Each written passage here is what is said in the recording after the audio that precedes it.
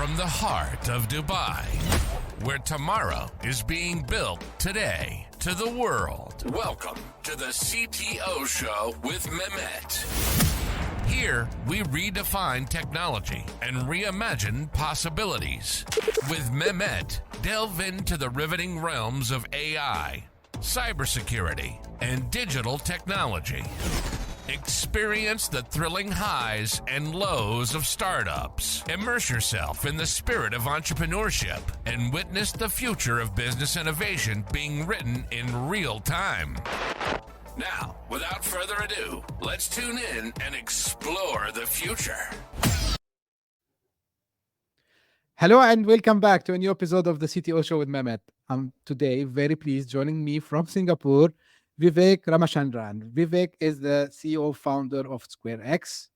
Vivek, the way I like to do it is I keep it to my guests to tell us a little bit more about themselves, their journey, and what you are currently up to, and then we can, of course, take the discussion from there. Thanks so much, Mehmet. Really appreciate you inviting me on the show. Hi everybody, I'm Vivek Ramachandran. I've been in cybersecurity for over 20 years, around 13 years of that as an entrepreneur. Started off, working for various deep tech companies like Cisco Systems, building a lot of their layer 2 security, and very quickly figured out that I enjoyed breaking security more than making it. And that is really where I transitioned into security research. Discovered a couple of first in the world attacks like Cafe Latte, Broke Web Cloaking, spoke at DEF CON, Black Hat, all of these places, which finally culminated into me starting my first company, Binary Security, way back in 2011. So as part of that group, I started a wireless monitoring product. I started Pen Tester Academy. Eventually all of this got acquired in 2021. And then post that, I took a little bit of a break, wrote a hacker comic. And, after that, I decided to start SquareX based upon a lot of the learnings and experiences I had while building the previous companies. That's fantastic. And I believe we're going to have a very, a very hot discussion, especially you come also from, what we usually call, because majority of the time we talk about cybersecurity, we talk about the preventive and, responsive approach. Very rarely we think about how to do it from the other side. Now, I want, to little bit understand from you, Vivek, of course, you had this background. You've been part of uncovering these, attacks and so on. But there must be, a gap in the market that you've seen, especially when it comes to cybersecurity. That you decided it's the time now to start SquareX. Can you little bit tell me which gaps you see in the market, and how did you come up with the idea, and then how did you validate it? Correct. I think, Mehmet, that's a great question. So, when I was running Pen Tester Academy, at that point, what we were doing was a lot of offensive cybersecurity attack training. And really, that's just a fancy way of saying that you showed teams, security teams, IT teams, how attackers break in. So a large part of what we used to do was show people how to design new attacks which can subvert their existing security controls. Now, while talking to many of those red teams from Fortune 500 companies, I realized that employees remain still the number one way by which they were seeing attackers break into an environment. Now, at that point in time, you had endpoint security products, and these would probably pick up any file or process which was trying to be malicious. Now, alongside with that, in the cloud, you had these products which were SSL proxies or secure web gateways as part of SASE SSE. And their job was to go ahead, look at all the enterprise traffic going over the web and seeing if there were any interesting attacks happening and blocking them right there. Now, this is really where I saw a very big gap. And let me explain how. So all of these SWGs, SSL intercepting proxies, they came at a time almost a decade back when web applications were not very complex. The web browser itself was not a very platformized application. And what has happened in recent times is everything is a web app. You have progressive apps. everything is an API and whatnot. And unfortunately, these secure web gateways don't have context of what the user is doing, what the application is doing, and hence are very blinded when it comes to detecting attacks. And I can give you a very simple example. If today a malicious site ended up reading your clipboard, encrypting that data and sending it, SWG in the cloud would not have any idea whether what it's looking at is foreign data, session data, clipboard, or just gibberish. So really all the context was residing in the browser. Now, at the very same time, attackers were targeting end users now given hybrid work. People also tend to use their own devices and whatnot. And which is really where what we realized was attackers end up stealing credentials in the browser itself without the need to ever, download or install any binary. And perfect example, we all know spear phishing, but I'll give you another one in the world of AI today, where so many people are now installing browser extensions, which are like AI co-pilots. And what malicious bad actors are doing is they're actually putting out extensions which at the back end talk to, Chat GPT or one of the established, AI players. And based upon that, people tend to feel like they're getting free access to these paid services. But the bad actors have these extensions also steal credentials. So the key hole that we realized is endpoint security solutions don't have any visibility into the browser. And at the very same time, cloud proxies, which work on a URL construct, unfortunately have no understanding of what's really going on in the browser and how an attacker may end up orchestrating some of these attacks. So that led to the conclusion that we also need to have visibility, access control, security understanding of what is happening within the browser itself. And that led me to kind of get to the whole idea about building a browser native security product, which is really what SquareX is doing. So, Vivek, what you mentioned is very important and dangerous in a sense from attack point of view. So, Right. correct me if I'm thinking out wrong here. So today, and we know this, and actually one of the features that ChatGPT they have added recently is you just upload the screenshot and then it Right. can perform things. So if I'm using my browser today, and by the way, the platform I use, which is StreamYard, is also like a web application. To your point, I spend maybe 99% of my time in the browser. So using this extension, whether it's like a Chrome extension, other browser extension, so these attackers will be able to stream my desktop, whatever I'm seeing now, and then using artificial intelligence like ChatGPT or whatever, they can steal. Is this exactly what the scenario? This scenario will absolutely work. So basically, what you're saying is here is an example. Imagine that ChatGPT released a new feature only for its professional users, right, who are paying. Right. Now, in social media, somebody says, oh, and you see these posts everywhere where someone says, why use ChatGPT, paid product when you can actually get this for free? And Hmm. everybody starts clicking those links and going. And now imagine that there's a browser extension which in the backend exactly uses GPT-4o or whatever. And once you install it, then it can even request, for example, record desktop, record screen. And once you give access to all of that, it can stream back and really pretty much figure out everything that you're doing.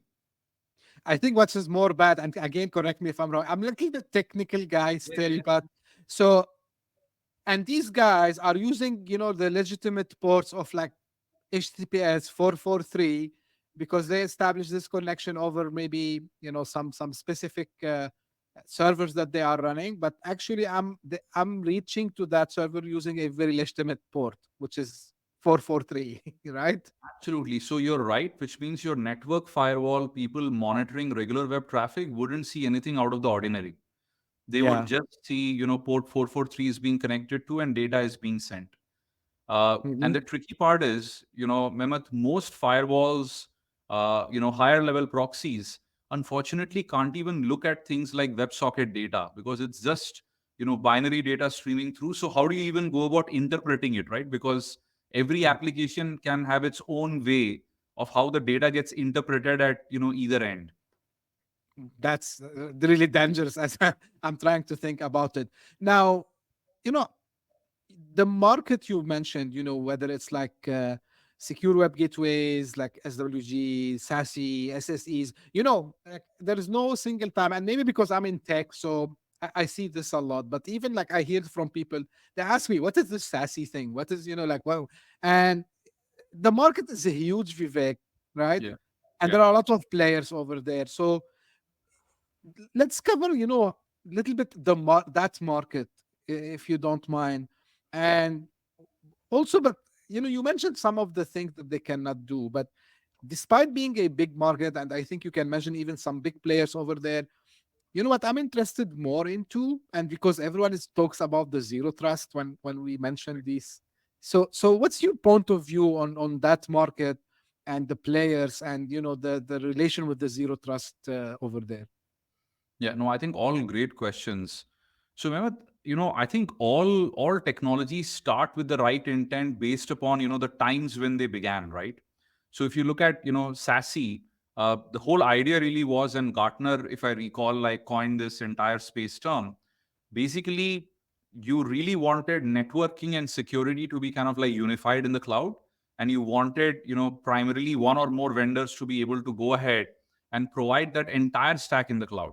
So this was the time when everything was moving into the cloud, and people wanted security products to also reside in the cloud rather than on-prem.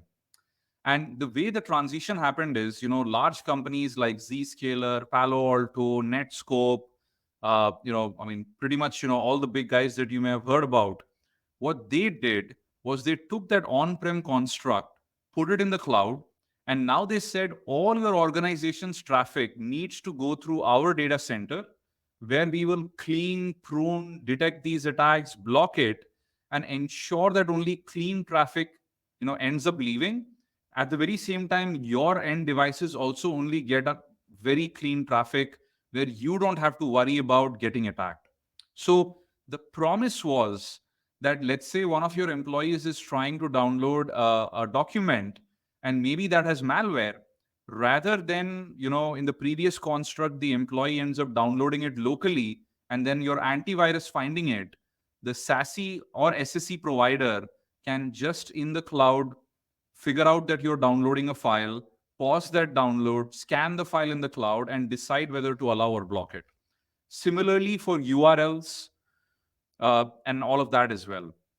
So the intent was good. SASE then eventually gave rise to SSE, because what really happened is, uh, Gartner ended up realizing it's very difficult sometimes for security vendors to also offer networking capabilities like SD-WAN and whatnot. And that is really where maybe security vendors can just give security products, and that became SSE. Now in all of this, the core component where you end up entering the cloud when it comes to all of these components, zero trust or whatnot, is really secure web gateways. And the thought process is simple: is, look, today almost every website has SSL on it, which basically means once the traffic leaves the user's browser, the only person who can decrypt it is the site it is intended for, right? Gmail can decrypt Gmail traffic, and then process the request. Now one can imagine, if that was the case, then there could be no security inspection possible, because you can't decrypt traffic meant for Gmail encrypted with Gmail's public SSL key. So this is really where secure web gateways came in and said, here's what we're going to do: we're going to sit in between. We are going to go ahead and decrypt all traffic from the user's browser coming into us, make sure everything is clean, and then connect to the real destination, which may be Google or whoever, and then send that data. And they do this by installing their own master certificates, with which they end up issuing site specific certificates, so that they can encrypt, decrypt, and kind of create these two concurrent tunnels.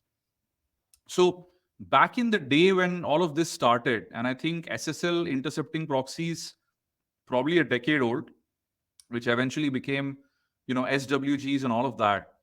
At that point in time, the primary construct on how you could identify something good or bad was just a domain, just a URL. So, Mehmet, what would end up happening is, Once you detect that abcfig.com is malicious, you say, you know what, I'm going to block everything. This site should not load at all. And that was great for those times.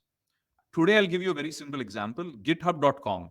Now, if you went to an enterprise admin, he'll say, hey, I have to whitelist github.com. My developers use it. My testers use it.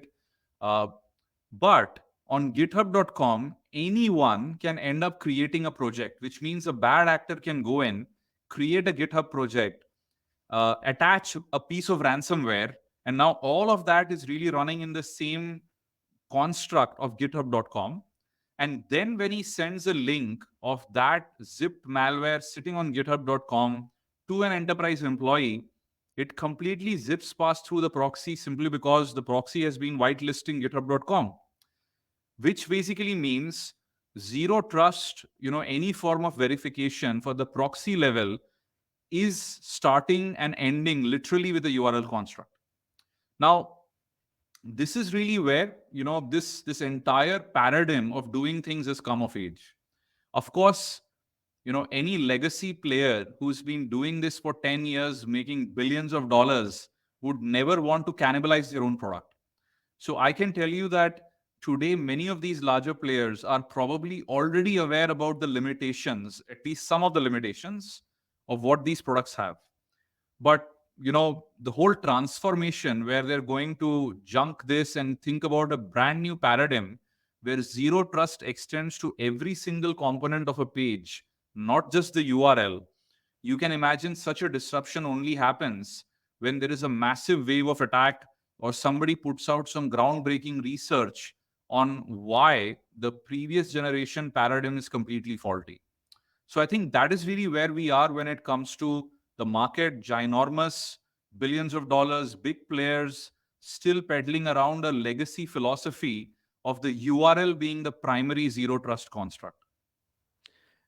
And I think, Vivek, correct me again if I'm wrong. So it's not all like you gave GitHub, which is a great example, but what I start to see recently, and probably they do it today for phishing attacks, but they go for some of the famous SaaS applications and they create a subdomain over there.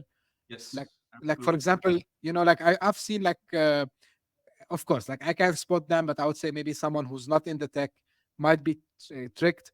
So, for example, they use something like a Survey Monkey or like like a Good point. HubSpot sometime, and then they put this material because it's a CRM or it's like it's a like surveying platform, and they can upload files, and then they tell you, yeah, like you need to download this file or you need to click this link to get that, to see this. And of course, you know how you know better than me. So they play also on the the psychology of the end user to make sure that he or she they will click exactly that link, which is brings to the point that you were saying that the traditional gateways that you just mentioned, I'm not saying they are not like they are completely useless, but yeah, they cannot stop in front of this new kind or new era of attacks. And this is brings to the point, like, so I believe now, Vivek, every single CISO, even CIO, everyone within the organization should be thinking, how we can make web browsing more secure for all our employees, right? Correct. Absolutely. Yeah. Ab- Now, but what I want you to highlight, Vivek, more is, so we talked about like little some of the consequences, but how big can the attackers can go? I mean, where they can reach. So you mentioned about some maybe screenshot. We mentioned screenshotting or like Yeah. maybe, Yeah. but where they can go with these kinds of attacks. That's a very, very good question, right? Uh, so, Mehmet, I think, if you look at it today, employees carry key to the kingdom. And if you look at a typical organization, let's say you have technical people, then you have marketing, sales, and then you have, HR administration, right? Very broadly. And I'll pick each one of these verticals and tell you why employees have become more critical than even the corporate infrastructure. So your developers, they literally have access to your cloud, AWS account, Azure account, GCP, whatever. And we know developers end up logging in, doing all of that stuff, definitely via the browser. Now, all of these cloud, cloud shells and everything, they're also now accessible via the browser. So developers are spending a lot of time in the browser. Now, when you look at, let's say, the marketing and sales folks, marketing is all over social media, right? Like posting stuff, doing stuff, which means the marketing team is handling social media accounts and other important things. Sales folks are, sitting on LinkedIn and other places and prospecting, customers, people they can sell to and whatnot. Administration and HR now is literally online, scouring the web for resumes, connecting to people, going to various sites, putting whatnot. So what's happened as a common denominator is everyone is just used to doing their workflow in the browser, which means their authentication into services, salesforce.com, AWS, cloud, whatnot, is also happening via the web interface. So an attacker who has compromised the browser or a page can end up now siphoning these credentials and then impersonating the user. So imagine today that you end up impersonating one of the marketing employees because you have access to their accounts. You could literally go ahead middle of the night in that place, put out an announcement saying, hey, our company's faced a breach and we have decided to shut down. Like overnight, you would lose reputation, customers, whatnot. Even the next day, if you just came back and said, oh, this was false, one of our social media team's accounts was hacked. Now, if an attacker hacks into a salesperson, they can know the secrets of how the company is doing, but at the very same time, again, send a message to all your customers announcing something as you, which may be very problematic to your company. So I feel almost every attack starts with identity theft today when it comes to targeting end employees of companies. And why this has become very difficult, you'll remember, 15, 16 years back, when laptops and all of that had not proliferated as much, people used to just work within the physical confines of an office. So the admin would walk up to you, look at your desktop PC, make some changes, make sure everything is locked down. Today, we don't live in this world. Many a times, your admin has never even met you because you work from some remote location. So now in this hybrid work world, I think attackers have understood that every employee is a great target. And the best part, he only has to win once against probably an organization's thousands of employees. And I'll give you a very simple example. Large organization development team, imagine somebody poses to be a recruiter and messages everybody on LinkedIn saying, I'm from one of your competitors and we are offering 2x the salary today. How many developers or how many professionals do you think will be able to resist not downloading and opening that job description document, right? So attackers have realized attack the weakest link, and the weakest link are employees. Employees spend 90% of their time in the web browser, which means attack via the web browser, attack the browser, and then what do you get from that? Identity. Once you get identity, you can unlock everything that that person does, move laterally, pretty much compromise everything. Now, I think we agree that traditional ways of protecting, I mean, like preventing, let's call it, I like to call preventing, um, will not work. So here's, I know, like, browser security, which is exactly what uh, SquareX does, do it, right? So I'm interested to know, like, what techniques, or like, let's say, if I'm someone like coming to you today, Vivek, and they say, I have this problem, right? And I'm afraid, this is keeping me awake at night, that exactly the scenario you gave me now would happen. And, the solution is what you currently do at SquareX. But if I'm interested to know more, like what vectors of the attack, like you can help me with today, is it like stopping the malicious file? Is it like on signature based thing? Like what exactly are the areas you can help me with today, Vivek? Yeah, no, that's a great question. And remember, the way we look at it is uh, what we do is the following, right? Once you deploy our product, which is a browser extension, we go ahead, monitor every web page that you open up, and we look at DOM events, we look at browser events, and we feed all of this data to our machine learning models, also running within the browser itself. And that is really where we do anomaly detection, where you can apply policies, rules, and all of that to think about any scenario where you want to protect yourself. And I'll give you a simple example.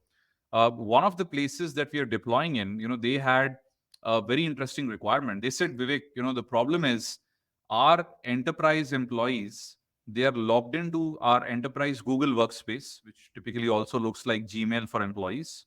But at the very same time, everybody is also, opening up their personal Gmail in one of the other tabs. So now when you just type in drive.google.com, depending on which was the account you logged into first when you started the browser, when you hit and file upload, you may sometimes end up inadvertently uploading the file into your personal account versus the company account. Now, similar to this, imagine where, let's say, an attacker now ends up sending you a link for mega.nz, which contains maybe a document, and probably your existing scanners don't pick it up. And now you're thinking, should I open this document or not? So, really, what I'm getting to is the number of these possible cases is infinite, really. And at the very same time, what we've also figured out, to your point, detecting a malicious document or a malicious file, no vendor in the world, right, can actually claim they can detect it 100% of the times accurately, right? If that was possible, there wouldn't be security vulnerabilities, there would be no hacks today. So what SquareX's browser does, extension does, is we allow the user, allow the admin to do one of two things: block and isolate. So block is when we absolutely know something is malicious using, let's say, known threat feeds, or additionally, we have our own malicious document detection and all of that stuff. The second is where you can't be fully sure. Perfect example is maybe an admin says any document downloaded via Gmail, if it contains a macro, and regardless of whether we picked it up as malicious or non-malicious, isolate and open this up in a sandbox in the cloud. Then what SquareX can do is when a user ends up trying to download a document, we immediately check on the browser itself before the document hits the hard disk that if this contains a macro. If it does, we open up a cloud sandbox in another tab, upload the file, project it back. So from a user's perspective, this almost looks like you opened up the document in another tab. That's how transparent the experience is. So using this, what we end up doing is all document cases where something could be considered suspicious, we open up in these disposable pods. Similarly, we have the same construct for websites as well using disposable browsers. Now, additionally, what we do is have the ability where you can actually write arbitrary rules which will completely get evaluated on the client side. So, as an admin, you could come in and basically say, isolate all documents which users are downloading from websites coming in from a certain country and which probably are zip files but are encrypted, and those sites have been registered in the past 45 days. And the way we've done this is you can write this in natural language, and we, using AI, convert this to granular, smaller rules, which get evaluated completely in your browser. And when that entire rule set ends up hitting, we go ahead and do exactly what you asked, which is isolate those files. So it's kind of threat hunting, Vivek, right? Like if that's the last thing you mentioned, is it like falls under the threat hunting? Yeah, great question. So absolutely. So I think, policies kind of which have been created to detect attacks, and when that policy gets hit, an organization can do threat hunting on that individual user. And we also allow automatic correlation across the enterprise, in which case we can show you if multiple users are being targeted using a similar attack. I got it. Now we mentioned AI a couple of times, and maybe we gave a little bit, sneak peek of for the audience. And you use yourself AI, machine learning, and like a lot of every single company today tries to leverage AI to their benefit. But when it comes to cybersecurity, it's a also known fact that the bad actors themselves are leveraging AI, right? So when we think about that landscape, of course, like we have gave I gave an example of what they can do, but really from your experience, and because you were on the offensive side also as well, Vivek, how do Yeah. you think AI can affect the threatscape, let's call it today? Yeah. I think great question. So I think, AI, just like any revolutionary technology, when it comes to threats, can be used both for good and bad. And I'll explain how. Let's look at the bad side first. So if you think about it, the greatest difficulty attackers have is once they even know that an attack can happen in a certain way, is to be able to build the tools, the attack exploits in order to compromise that scenario. Now, previously, this meant you had to have skilled people in your company, or in your mafia enterprise who know how to code, who build these tools, test it, do all of that. Now, with AI, especially code GPTs, it has become exceedingly simple to go from concept to code. And this is allowing attackers to build attack tools, attack scripts a lot faster. I think probably sometimes within minutes, if not like, much faster than that. So this basically means defenders can expect a lot of variations in the attacks, while previously they only had to worry about certain variations because there were only few tools capable, and all attackers ended up just using one or more of those tools.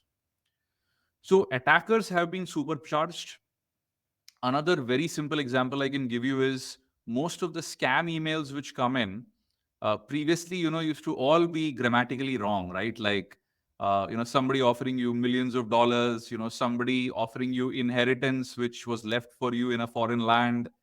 But now, an attacker can train an LLM to go to all your social media accounts, understand what you're talking about, craft something very specific to a context that you have been talking about today, and then put it out.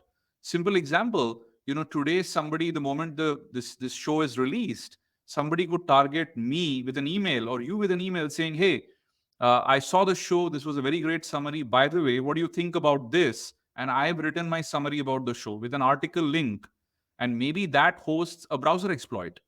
And because it is so contextual, almost human beings are guaranteed to go click on it.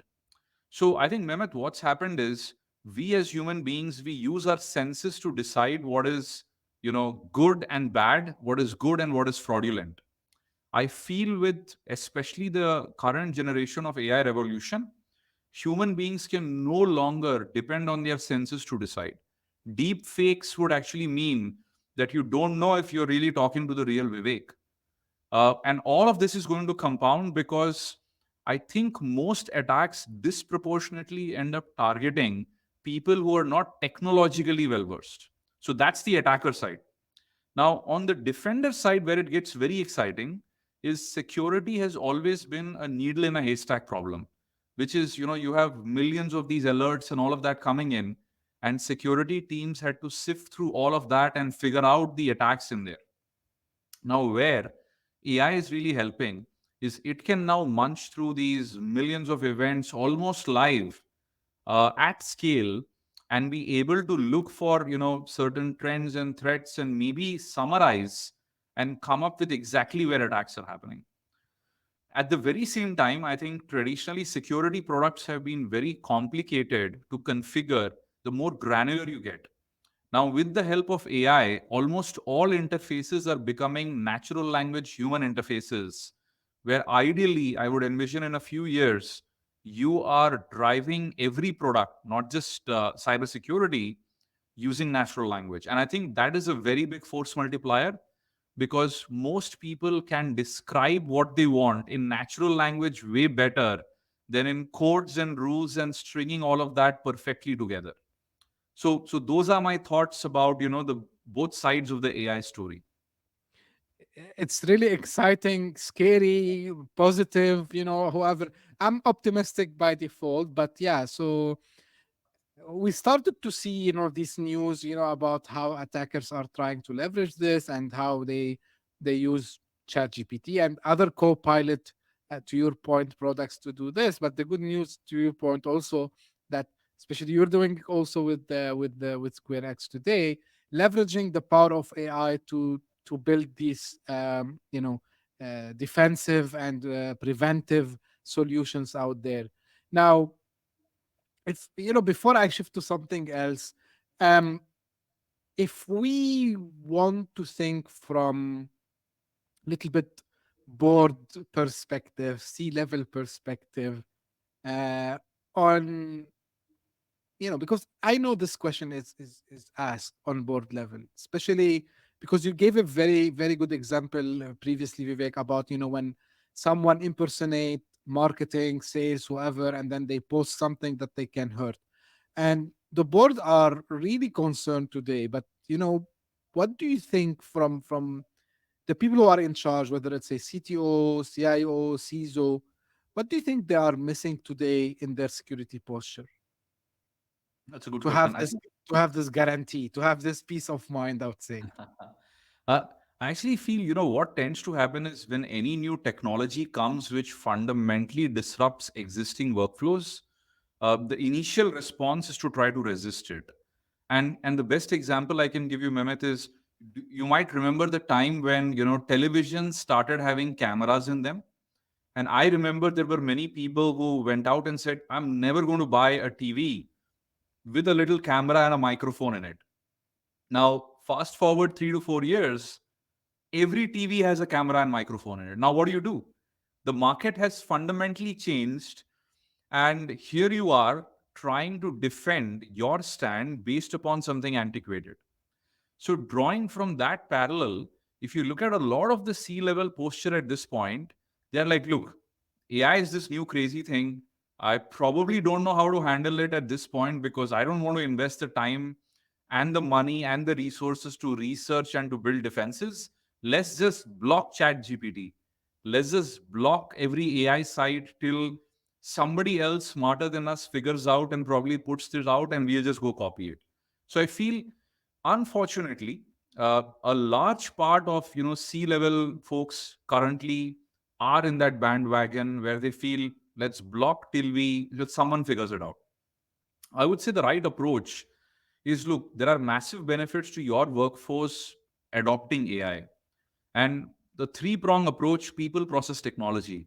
The first thing to do is to give security awareness trainings to your folks, advising them about the good and bad of AI and how to probably use it effectively in office setting. Second is to build processes.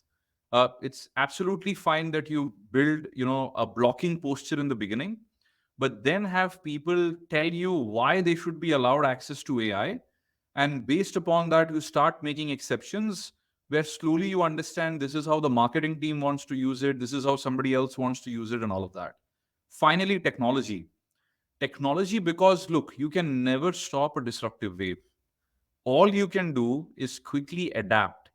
And it is very important, I think, for C-level folks to understand that the faster they understand and adapt, the more secure they will be, and the more they will feel as part of the process rather than resisting it long enough and all of a sudden having to jump in, all hands in and trying to rescue a situation. So I feel high adaptability has always been, at least in my humble view, a hallmark of success in C-suite people when it comes to any disruption which is happening in the broader space. Just maybe fun story to the point you mentioned, Vivek, and I mean people knows that whenever we put, for example, you mentioned like, yeah, let's ban every single AI tool, Chat GPT, whatever, Gemini. So people by default their reaction would be, okay, let's install a VPN and bypass, right? Exactly. And I remember when but I'm talking about maybe 20 years plus now, when I was at college. So I remember the university decided to block something which is really not harmful. It was something useful, but I don't know, like it was one of these new things. And the way for us to overcome this, we found something that does exactly, it will simulate a browser, so it's like you have a Chrome, but it's not the actual Chrome. It's a portable version of Chrome. And we figured out that by doing this, we can actually access that exact thing that we wanted to access it. So to your point, yeah, like you cannot like keep people away from using that. Plus, you mentioned also Vivek previously, and this is something I hope like people who are listening or watching this, you can control people when they are on inside your premises, right? So you can control them as long as they sit within your fences. But today everyone is mobile first. They have their own laptops, they have their own mobile phones and tablets, and they can put the data inside ChatGPT whether you accept it or not. So Exactly. you can control them sometime, but not all the time, which is absolutely to your point about this one. Now, Exactly. I want to ask you like question, which is a little bit, it's interesting, I believe, and I ask it to founders usually. But for example, in this case, we're talking about a cybersecurity company. So how much, yourself being someone versed, you were previous, someone who was previously doing hacking actually. How does help you in building SquareX? Like how beneficial was that? Yeah. No, again, very interesting question. I can tell you in cybersecurity, there are primarily, two kinds of companies which get built. One is, companies which have figured out a lot of inefficiencies in internal processes when it comes to cybersecurity. A simple example is DevSecOps, secure programming, and all of that stuff. The other group of companies which end up getting built is companies primarily built to protect against attacks. Now, my perspective, and this is just my humble view, is people who have an attacker background have a much better chance as building, latter companies and products simply because of the fact that you already know how attackers work. And now you're starting to think how you'd protect against it had you been the attacker trying to break in a certain way. So I've actually found that, Mehmet, when I talk to CISOs, CIOs, CTOs, and we talk about browser security, and they try to go very deep, asking me about different attacks and exploits and all of that, me being able to very clearly articulate, tell them what those attacks were, how they could protect themselves, using SquareX or other products, whichever case may be, I feel is a superpower because you've been on the other side. Any time that you end up talking to, let's say, somebody selling something to you, and you quickly realize that they don't have a lot of depth, you immediately lose faith. And cybersecurity is one field where you will only buy from someone where you have faith and trust, and you're very confident that this company, which automatically translates to the founder, the founding team, understands more cybersecurity in that space than we do. Because if you know more than the person building the product, you clearly know the product isn't going to work. So what I've found is it's always helped right from conceptualization of the solution to understanding how attackers are evolving their methodologies, allowing us to refine the product, and at the very same time give confidence to prospective customers, where they feel like, what, you guys are pioneers, thought leaders, because you're putting out research. Simple example: this year at DEF CON, the world's largest hacker conference, we are doing a main stage talk on why secure web gateways are broken, where we've discovered a brand new, entire new class of attacks. And this was something when I told one of the CISOs that we are working with, he was absolutely thrilled. And he said, look, I feel comfort in the fact that I'm working with a company which is at the bleeding edge of discovering how existing products are failing. And that is exactly what attackers are going to exploit, right? You, as a large company, you aren't worried about protecting yourself from a script kiddie just firing automated tools. You're worried about organized crime. You're worried about nation state attackers who have the resources, the time, the group think to collectively come together and try to compromise your company. So, in conclusion, I think has always been a superpower. I like this approach, and by the way, I was on the both sides of the table, Vivek. So I was on the receptive side and on the other side as well. And to your point, yes, like clients, customers, organizations, Actually, they want the guidance of someone who, to your point, can show them things that currently with their limited resources, and I say limited regardless of how much organization is big. You're busy. I mean, everyone is busy. Everyone, they have priority, and of course they would look for someone like you, Vivek, and your company to rely on to discover and uncover, especially in cybersecurity. You mentioned, and you hit the nail, on the head, because cybersecurity is something which is always evolving.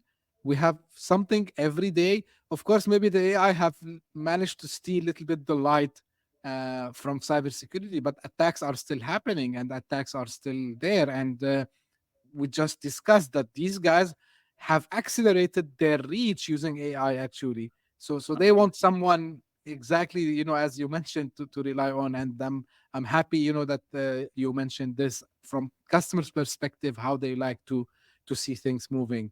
Um, just like before we close, I get to know from the team something that you have started the first uh, hacker comic. Yeah. What what what? You tell me a little bit about it. Yeah. What's the motive about that? Yeah. So, Mehmet, my entire career was built in cybersecurity, starting as an offensive hacker. And so that is something, I hold very close to my heart. Uh, so interestingly, what happened is, my elder son, uh, he asked me like a couple of years back, this was probably like 2.5 years back, when I sold my previous company and I was taking a bit of a break. He said, "Dad, what do you do?" And I said, "Look, you're old enough to go Google my name and figure it out and come back and tell me what I do." So he came back, and incidentally, what had happened is there are many articles where it says, Vivek is one of the top hackers, in India or other places in the world and whatnot. And then he Googled the word hacker, and he came back and said, "Dad, you steal from people." Because the popular mainstream adaptation of hackers is, people who steal. Yeah, the one with hoodie sitting in the basement. so so you can well imagine the last thing you want to think, you have your kids think, is that you are somebody stealing from other people. So I started thinking, and I said, unfortunately, what's happened is the mainstream media has hijacked the word hacker and made him look like somebody, or made him look like somebody good or bad, very bad flavor, while our perception of hackers are people who are curious, who break systems beyond what the designers of the systems thought could be possible. So then, Mehmet, what I thought is, if the only way I could convey this to younger folks is in a medium of communication which I know at certain age everybody goes through, and we all have read comic books, superheroes, and all of that, right? I mean, we now live in an age of superheroes with all those Marvel movies with every child watching. So that's when I said, why not create a hacker vigilante comic book series, but with a twist that here we talk about all the attacks and all of that in a very realistic way. Unlike the Matrix movie where Neo shows his hand and the wiring systems part way and everything happens.